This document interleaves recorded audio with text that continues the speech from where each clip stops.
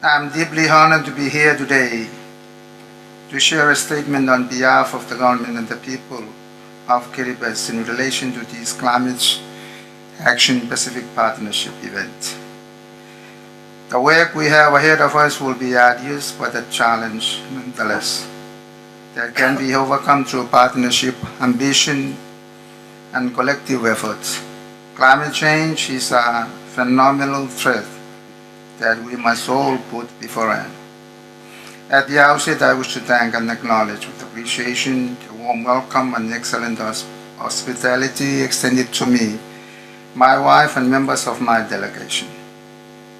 It is encouraging to see a positive initiative of partnership of this kind, to harness the opportunity offered to our region to one of our dear brothers' presidency role for COP23. I congratulate you, Mr. Prime Minister, your government and team as you steer us with your leadership and guidance in the months to come and during your COP23 presidency.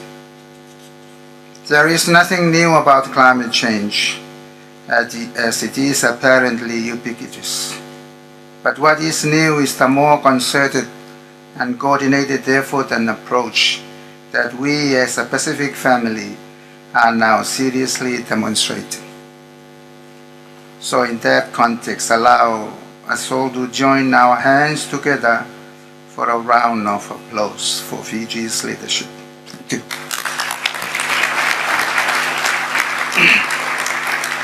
Our region should continue to remain steadfast to fight against the greatest threats of climate change, seriously affecting our people and land despite unique disparities and the isolation of our region.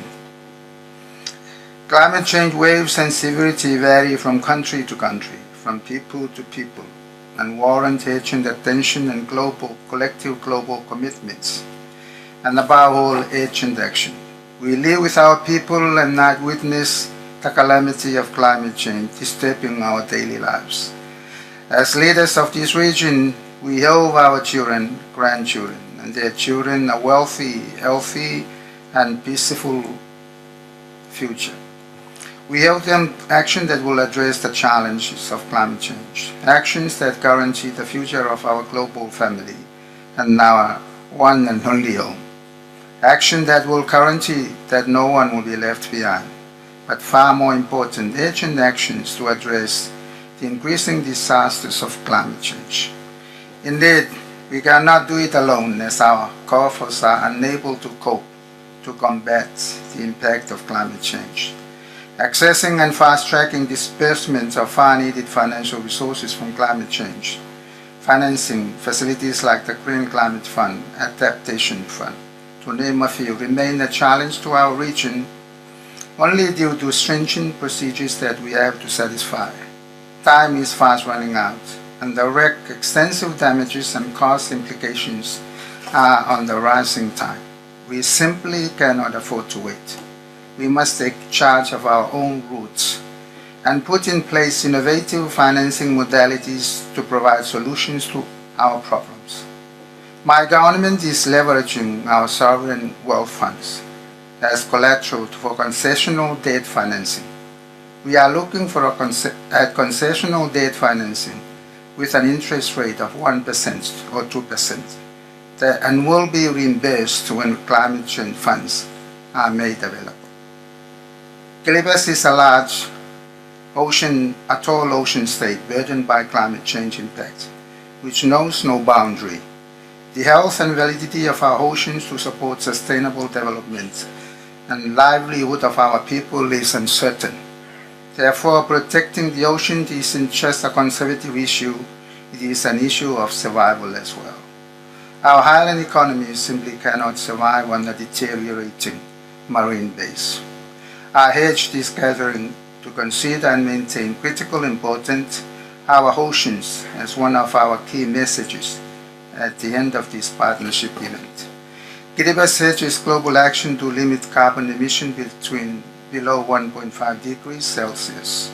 We all accept the fact that our contribution to climate change is marginal, but nevertheless, we are the ones that suffer the most. This is demonstrated through our genuine commitments in our nationally determined contributions, and they should be committed to do their part.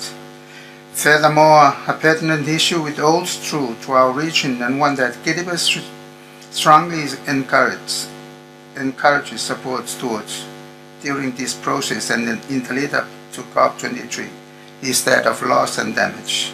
We must be considerate of the short and long-term futures of climate change and have mechanisms in place to cater for these forecasted issues. Climate change requires global commitment and actions. As global citizens, we have a moral obligation to ensure our future is safe and secure. It is our belief that our global community, with the available resources, capacity and capability, commit to filling and bridge the gaps in terms of resource mobilization, technologies and capacity to ensure adaptation, and mitigation measures are undertaken globally and more specifically for SIDS in the least developed countries. The pledges made by our bigger brothers and the mobilization of financial resources as quickly as possible have significant impacts on our adaptation efforts against climate change implications ranging from food security, health, increasing salinity in our waterlands, and the eroding of our shorelines. Furthermore, let us not be discouraged by the global politics and the US government pulling out of the Paris Agreement. We must move forward regardless of this unpleasant effort to stall the solution to a global crisis such as climate change. Let the great invisible land of our Lord be our anchor and our motivation in times of uncertainties. There will be obstacles and the challenges will become greater, which is why we must all move forward together as a region if we are to address this global issue. If there is a will, there will always be a way. And the Pacific region certainly does not lack that will to move things forward. Mr. Prime Minister, this event strengthens our collective will as much as it gives us hope of rising to the challenge as one Pacific family.